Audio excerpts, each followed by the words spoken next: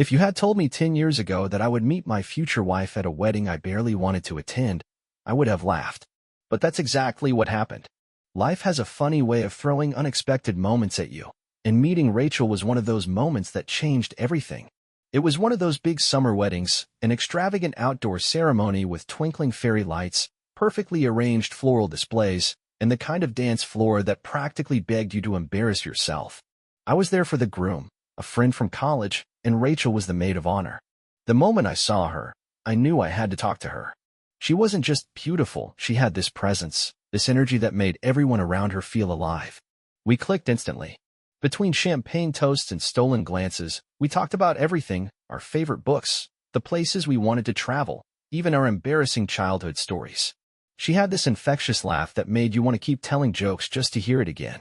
By the end of the night, when we found ourselves dancing barefoot on the lawn, I realized I hadn't smiled that much in years. After that night, I couldn't stop thinking about her. We started talking every day, meeting up whenever we could. Rachel was spontaneous and full of life, always coming up with exciting things to do. I, on the other hand, was more structured, the kind of guy who stuck to routines. But somehow, we balanced each other perfectly. She pushed me to try new things, and I gave her a sense of stability. A year later, I proposed during a trip to Italy, her dream destination. We were standing on a quiet bridge in Venice at sunset when I pulled out the ring. I barely got the words out before she was saying yes, laughing and crying at the same time. It was the happiest moment of my life. Our wedding was as magical as the day we met. Surrounded by family and friends, we promised each other forever. And for the past 6 years, we've built a life together that, at least to me, feels pretty close to perfect. We bought a house in a quiet neighborhood just outside the city, a beautiful 2-story home with a garden Rachel insisted on filling with flowers. She works as an event planner, which means our home is often filled with color swatches, guest lists, and samples of everything from wedding invitations to table settings. I work at a bank, which gives us a good balance, her unpredictable, creative energy and my structured, steady approach. Our days are filled with little routines that make life feel warm and familiar. Morning coffee together before I head to work, late night talks about nothing and everything, weekend getaways just because we can. Rachel has always been the adventurous one, planning surprises and dragging me along for the ride. I love that about her. She makes life exciting in a way I never knew I needed. If I had to sum it up, I'd say we're happy. Really happy. And I couldn't imagine my life any other way. Marriage, at least for us, has always been an adventure. From the moment Rachel and I said, "I do," it felt like we were stepping into a life that was uniquely ours, a mix of excitement, love, and the kind of partnership where you always know someone has your back. We settled into our home quickly, making it our own with little touches that reflected both of us. Rachel has an eye for design, so she took charge of decorating, choosing warm, inviting colors, picking out furniture that felt stylish but still cozy. I handled the more practical side of things, fixing leaky faucets, setting up the security system, making sure everything actually functioned the way it was supposed to. Our home became our safe haven, a place filled with laughter, good food, and countless little moments that made life feel full. Rachel loves to cook, and while I wouldn't call myself a gourmet chef, I learned pretty quickly that cooking together was one of the best ways to spend time with her. Our kitchen became the heart of our home, where we shared stories about our days, danced to music while making dinner, and sometimes got into playful arguments about the right way to cut vegetables. Work kept us both busy, but we always made time for each other. Rachel's job as an event planner meant that her schedule could be unpredictable. Some weeks she'd be home a lot, while others, she'd be running from one venue to another, coordinating weddings, corporate events, and everything in between. I loved seeing her in her element, bringing people's visions to life with her creativity and attention to detail. As for me, banking was never something I was passionate about, but it gave me stability, something I valued more as I got older. I liked knowing that I was providing for us, that we had a solid foundation to build on. And whenever the stress of work got to me, Rachel was there to pull me out of it, reminding me to enjoy life instead of just working through it. Our relationship wasn't just about the big, exciting moments. It was about the small, everyday things that made us feel connected. Lazy Sunday mornings in bed, binge-watching TV shows we both loved, evening walks in our neighborhood, hand in hand, inside jokes that only we understood. Those were the things that made our marriage feel special. We talked a lot about the future, maybe starting a family, maybe traveling more before settling down. Rachel had always wanted to see Japan, and we'd made plans to go next year. It felt like we had all the time in the world to do everything we wanted. Looking back, I can't pinpoint a single moment where things started to shift. If you had asked me then, I would have told you that Rachel and I were happy, that our life together was everything I had ever hoped for. And for a long time, I truly believed that was the truth. If someone had asked me what made our marriage special, I would have said it was the way Rachel and I balanced each other out. She was the spark, the excitement, the one who made even ordinary days feel like an adventure. I was the steady one, the planner, the person who made sure we had a solid foundation to land on. Together, we made a great team. Our life settled into a rhythm that felt comfortable and fulfilling. We had our routines, our little traditions, Friday night movie marathons, Saturday morning coffee at our favorite cafe, and Sunday afternoon spent doing absolutely nothing. It wasn't extravagant, but it was ours, and that was enough for me. Rachel's career as an event planner was thriving. She had built a name for herself, working with high-profile clients and pulling off events that people couldn't stop talking about. She loved the fast-paced nature of it, the late-night brainstorming sessions, the thrill of seeing everything come together. I admired that about her, how she poured her heart into her work, how she thrived under pressure in a way I never could. My job at the bank was much more predictable, but I liked it that way. I handled high-value accounts, worked long hours, and made sure we were always financially secure.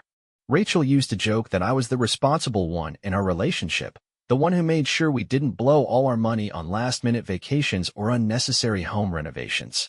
But the truth was, I liked indulging her. Seeing her happy made me happy. We had talked about starting a family, though we weren't in any rush. Rachel was focused on her career, and I was content with where we were. We had nieces and nephews who we adored, and for now, that felt like enough. Maybe in a few years, we thought. Maybe after one more big trip, one more adventure together. Our friends always saw us as that couple, the ones who had it all together. The ones who barely fought, who always seemed to be on the same page. And for a long time, I believed that too. Looking back now, I wonder if I was just seeing what I wanted to see. If I ignored the little things, brushed off the moments that didn't quite add up. But at the time, none of that mattered. Rachel and I had built a life together, one that I was proud of, one that I thought would last forever. And then, everything changed. If you had asked me 6 months ago if I trusted Rachel completely, I wouldn't have hesitated to say yes. We had been together for years, built a life side by side, and I never had a reason to doubt her. That kind of certainty was something I took for granted, until little things started to chip away at it. At first, it was nothing obvious. Just small changes, things I could explain away if I tried hard enough. Rachel had always been busy with work, but suddenly she seemed busier. More late nights, more last-minute meetings, more weekends where she had to handle a crisis for a client. At first, I didn't think much of it. Her business was growing, and I was proud of her. But then I started noticing the details that didn't quite fit. She was on her phone more often, but whenever I walked into the room, she would quickly put it down or angle the screen away from me. I didn't want to be that guy, the paranoid, overbearing husband, so I brushed it off. Maybe she was just distracted. Maybe she was dealing with a difficult client. Then there were the changes in her behavior. Rachel had always been affectionate, always the one to pull me in for a kiss or wrap her arms around me when we were watching TV. But lately, she seemed distant. When I kissed her, she would turn her head slightly, just enough that it felt off. When we lay in bed at night, there was a space between us that hadn't been there before. I told myself it was just a rough patch. Every couple goes through them, right? Maybe she was stressed. Maybe she just needed space. But the doubt had planted itself in my mind, and once it was there, it started to grow. One night, as we were getting ready for bed, she got a text. She was already in her pajamas, brushing her hair, but as soon as she saw the message, she grabbed her phone and walked out of the room to take the call. That was new. I stayed in bed, staring at the ceiling, trying to ignore the way my stomach twisted. When she came back 10 minutes later, I asked, "Who was that?" She barely hesitated. "Just a client. They're freaking out over some seating arrangement for a wedding." I nodded, pretending to believe her. But something didn't sit right. It was almost midnight.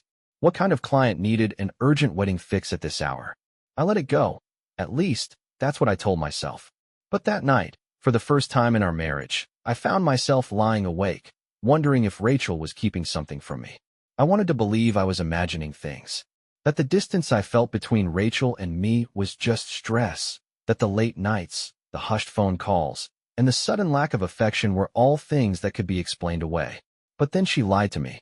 And once someone lies, you can't unsee it. It happened on a Tuesday. I got home from work earlier than usual. An issue with the bank system had forced us to shut down operations for the rest of the afternoon. Normally, Rachel would text me if she had plans, but when I walked into the house, the first thing I noticed was the 2 wine glasses in the sink. That was strange. Rachel wasn't the type to drink alone. "Rachel," I called out. There was a brief pause before I heard her footsteps on the stairs. She appeared at the top, already dressed in her pajamas, even though it wasn't even 7 p.m. "Oh, hey," she said, her voice light, but off. "You're home early." I nodded and gestured toward the sink. "Did you have company?" She glanced at the glasses, just for a second, but it was enough. "Yeah, Lisa stopped by for a bit. She was having a rough day, so I poured us some wine." Lisa, her best friend. That made sense. Except Rachel usually couldn't wait to fill me in on Lisa's drama. This time, she said nothing more. Just stood there, waiting for me to move on. I let it go, for the moment. But something about it nagged at me. Later that night, while Rachel was in the shower, I texted Lisa. "Hey, Rachel said you stopped by today. Hope you're doing okay." Lisa's reply came a few minutes later. "What? No, I haven't seen Rachel in like 2 weeks. Why, what's up?" I felt a chill run through me. Rachel had lied. Straight to my face. I stared at the message, my heart pounding. I could have texted Lisa back, asked if she was sure, but I already knew the answer. Rachel had been with someone today, just not Lisa. I didn't say anything that night. Instead, I lay awake, staring at the ceiling, listening to the sound of Rachel breathing beside me. She had never given me a reason to doubt her before. But now, I wasn't sure if I really knew her at all. After that night, I couldn't shake the feeling that something was very wrong. Rachel had lied to me once. How many other times had she done it? And why? I tried to act normal, but it wasn't easy. Every time she picked up her phone and angled the screen away, every time she came home later than expected, every time she laughed at a text message but didn't tell me what was so funny, my stomach twisted. I was watching her in a way I never had before, and the more I watched, the more unsettled I became. The first real sign came a few days later. Rachel was in the shower, and her phone was on the nightstand, buzzing with a new notification. Normally, I wouldn't have even looked, but after what happened with Lisa, I couldn't help myself. I didn't touch her phone, just glanced at the screen. The message preview was from an unsaved number. "Tonight, same place?" That was it. No name, no context. But my gut told me everything I needed to know. I sat there, staring at the message, my pulse pounding in my ears. I wanted to pick up her phone, to open it, and find out who this was. But Rachel and I had always trusted each other. I knew her passcode, but I had never used it to snoop. Doing it now felt like crossing a line. So instead, I waited. That night, Rachel came downstairs dressed up more than usual for a work dinner. Nothing too flashy. Jeans, a nice top, just enough effort to make it clear she cared about how she looked. "Who's the dinner with?" I asked, keeping my voice casual. "Oh, just a couple of potential clients," she said, slipping on her shoes. "It's a big event, so I need to be there." She was lying again. I could see it in the way she avoided eye contact, in the way she grabbed her purse a little too quickly. For the first time since I started having doubts, I felt something sharp and undeniable, anger. I forced a smile. "Where's the event?" She hesitated, just for a second. "At that new Italian place downtown." I nodded. "Sounds nice. Want me to pick you up later?" She smiled, but it didn't reach her eyes. "No, don't worry about it. I'll take an Uber home." I watched her leave, my mind racing. The pieces were starting to come together, but I still didn't have proof. Not yet. That night, I didn't sleep. If Rachel was cheating, I needed to know for sure. And I was done waiting for the truth to come to me. I wasn't planning to come home early that day. It was a last-minute decision, one of those gut instincts you can't explain. It was Friday, and I had already decided I wasn't going to spend another weekend wondering, doubting, overthinking. I needed to know the truth. That morning, I had debated following Rachel, maybe even hiring someone to figure out what she was up to. But fate made that decision for me. Around noon, my boss called me into his office. A system upgrade meant we were shutting down for the afternoon, and we were all free to head home. I hesitated for a second before grabbing my coat. If Rachel really was cheating, this was my chance to catch her in the act. I didn't text her to let her know I was coming. I just drove straight home. The moment I pulled into the driveway, I knew something was wrong.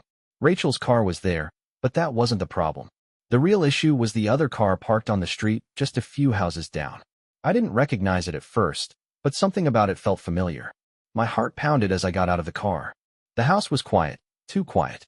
Normally, if Rachel was home, she had music playing or the TV on. But today, nothing. Just silence. I stepped inside, and that's when I heard it. A muffled laugh. A man's voice. I froze. For a moment, I thought about turning around, about walking out and pretending I never heard it. But then I saw them. Clothes, Rachel's blouse, a man's jacket, carelessly tossed over the back of the couch. I didn't need to see any more. I already knew. But I kept walking.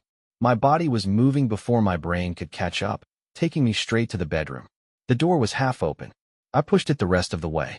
Rachel was on top of him, completely tangled in the sheets, her bare skin pressed against his.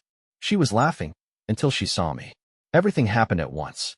Rachel let out a shocked gasp and grabbed the blanket, pulling it over herself. The man, her ex-husband, turned to look at me, his expression shifting from surprise to something else. Smugness. I felt like I was outside of my own body, watching the moment unfold as if it wasn't happening to me. Rachel was stammering. Adam, I can explain. I didn't say a word. I just stared at her. The woman I had loved for years, the woman I had trusted, the woman who had lied straight to my face over and over again. Her ex-husband, the man she swore was nothing but a part of her past, had been in my bed. In our bed. Something inside me snapped. I clenched my jaw, forcing myself to stay calm, to breathe, to think. I wasn't going to give them the satisfaction of seeing me lose control. I stepped back. Don't bother explaining. My voice was steady, but my hands were shaking. Rachel looked like she wanted to cry. It's not what it looks like. I let out a hollow laugh. Not what it looks like. So, what? You tripped and landed on him. She had nothing to say, just sat there, wide-eyed and guilty. I turned on my heel and walked out of the room.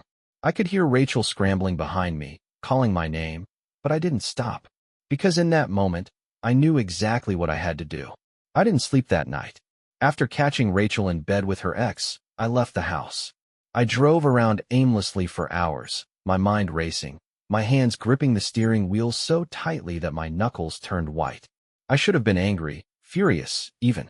But in that moment, all I felt was a numb sort of disbelief.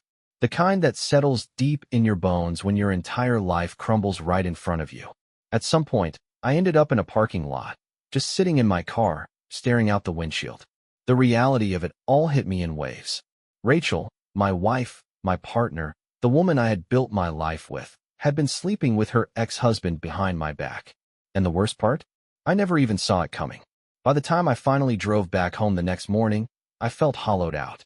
I wasn't expecting Rachel to still be there, but she was, sitting at the kitchen table, her hands wrapped around a cup of coffee like she had been waiting for me. Her eyes were red, like she had been crying all night. Good. I walked in and didn't say a word. She exhaled shakily. Adam, please. Let's talk. I leaned against the counter, arms crossed, staring at her. Talk. What's there to talk about, Rachel? I walked in on you in bed with another man. Or am I supposed to believe that was just some kind of misunderstanding? She flinched but held my gaze. I didn't mean for it to happen this way. I let out a bitter laugh. Oh, in what way were you planning on it happening? Silence. I shook my head. You know what? Just be honest with me for once. How long? Rachel swallowed hard, staring down at her coffee like it held all the answers in the world. A few months. I felt something crack inside me. I had suspected she was cheating, but hearing her confirm it, months, felt like a knife to the chest. I dragged a hand over my face. Why him? Why go back to your ex? That's when she said it. The words that would replay in my head for a long time after. Because he understands me in a way you never could. I stared at her. She looked miserable, but there was no hesitation in her voice. No guilt. Just a sad kind of certainty. I let out a slow breath, my heart hammering in my chest. So that's it. You're just done with me. Rachel's eyes watered, but she didn't argue. Didn't try to convince me otherwise. I think we both know this isn't working anymore, she whispered. I love you, Adam. I really do, but not in the way I used to. I feel like we've been growing apart, and I didn't know how to tell you. I felt sick. So instead of talking to me, you ran straight to him? Rachel wiped at her eyes. I never meant to hurt you. Don't, I snapped. Don't sit there and pretend you care about how I feel. If you did, you wouldn't have lied to me for months.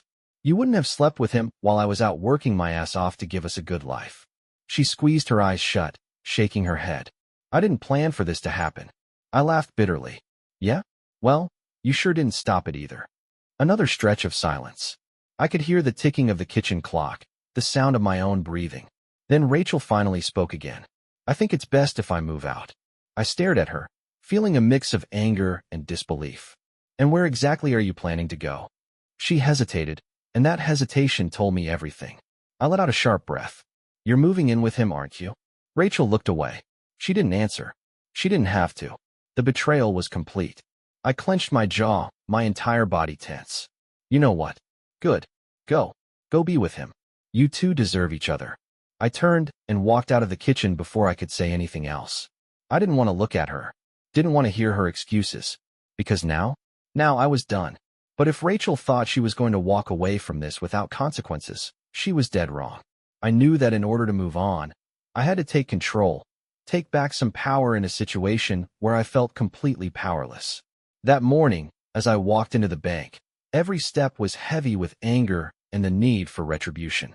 I wasn't the type to lash out physically or create a scene, but I was determined to make sure that the betrayal would have consequences.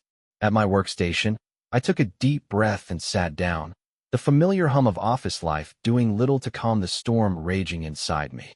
As a banker, I was trusted with access to accounts, credit facilities, and the delicate balance of people's finances.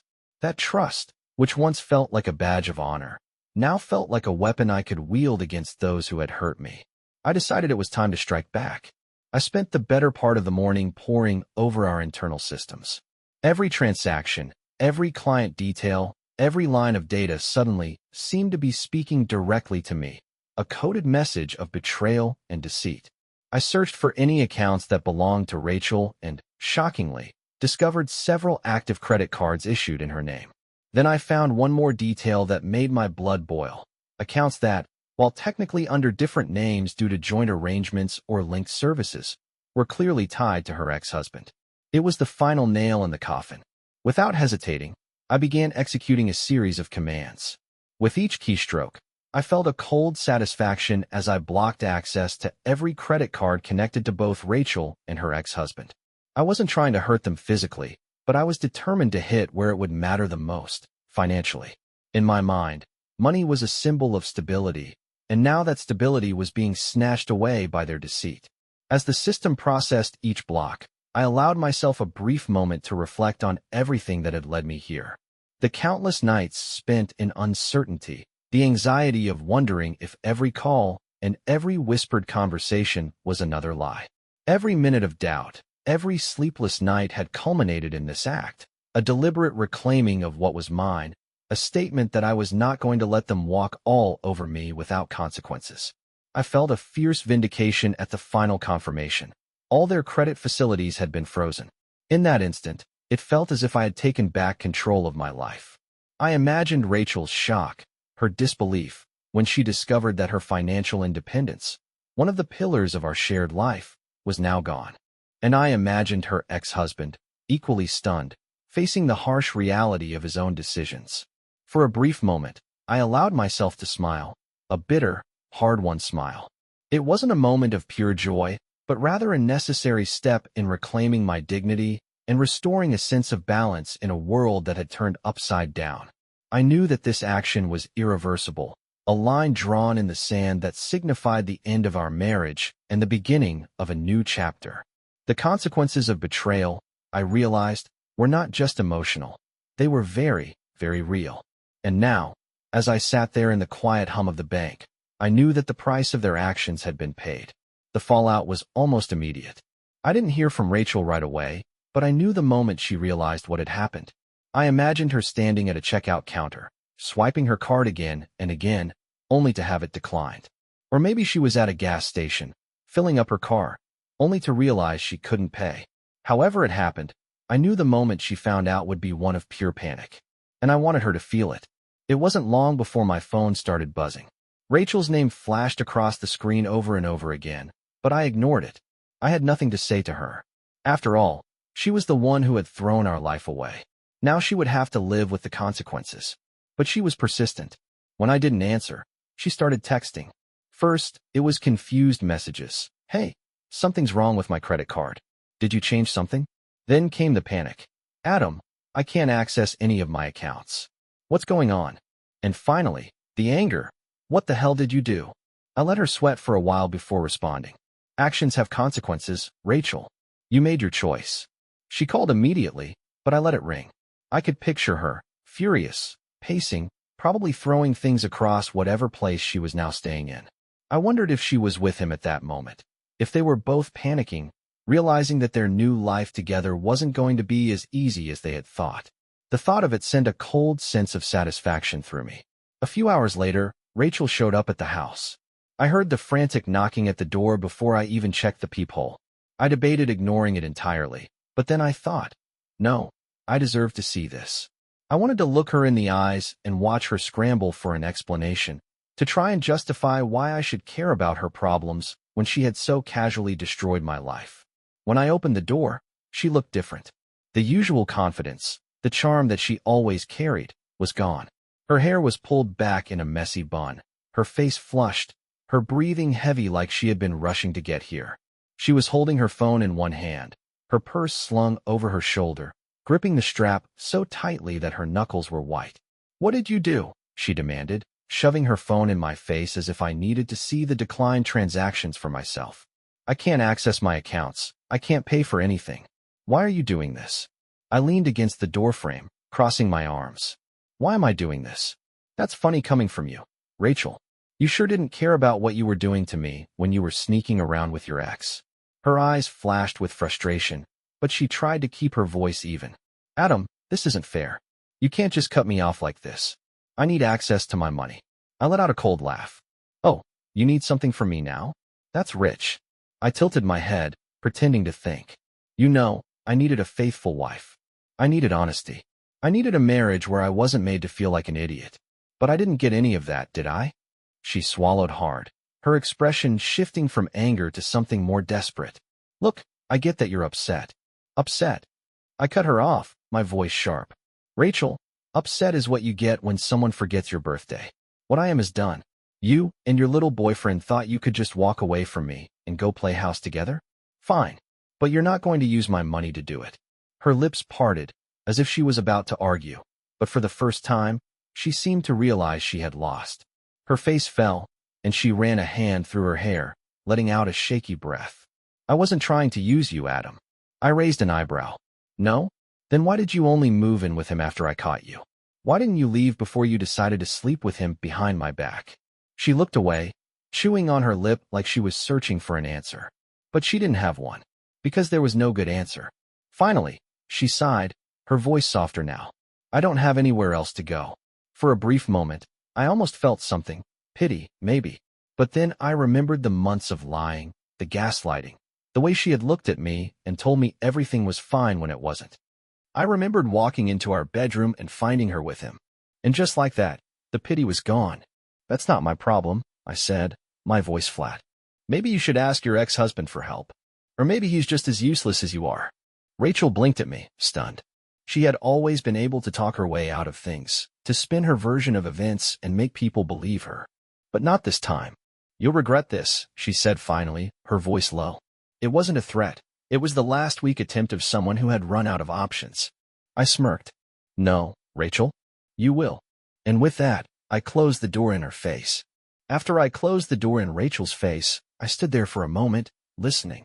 I expected her to knock again, maybe scream, maybe cry something. But instead, there was just silence. After a few seconds, I heard her footsteps retreat down the steps, followed by the sound of her car starting. Then, she was gone.